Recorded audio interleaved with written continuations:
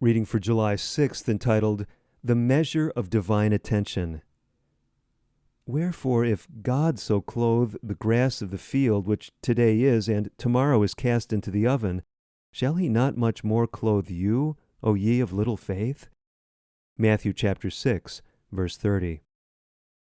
Christ taught his disciples that the measure of divine attention bestowed on any of God's work is proportionate to the rank which that object occupies in the scale of creation.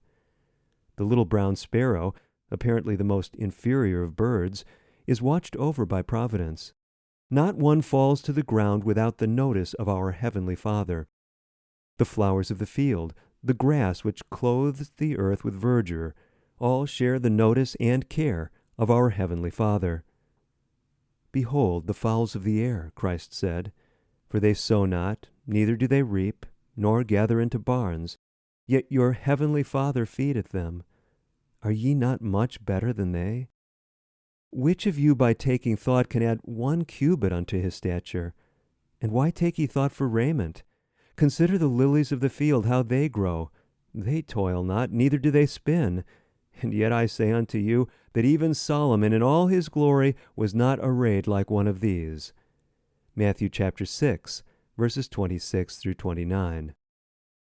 If the lilies of the field are objects upon which the great master artist has bestowed care, making them so beautiful that they outrival the glory of Solomon, the greatest king that ever wielded a scepter, if the grass of the field is made into a beautiful carpet for the earth, can we form any idea of the regard which God bestows upon man, who was formed in his image? God has given man intellect in order that he may comprehend greater things than these beautiful objects in nature. He carries the human agent into a higher department of truth, leading the mind higher and still higher, and opening to him the divine mind. And in the book of God's providence, the volume of life, each one is given a page. That page contains every particular of his history.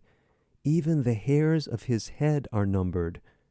God's children are never absent from his mind.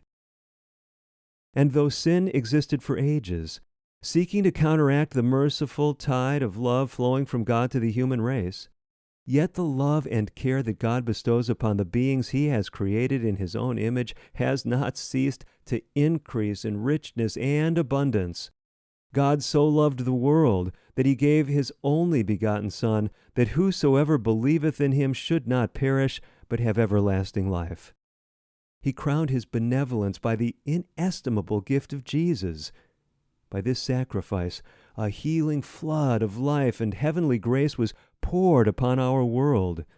This was God's gift to man, a gift that defies all computation.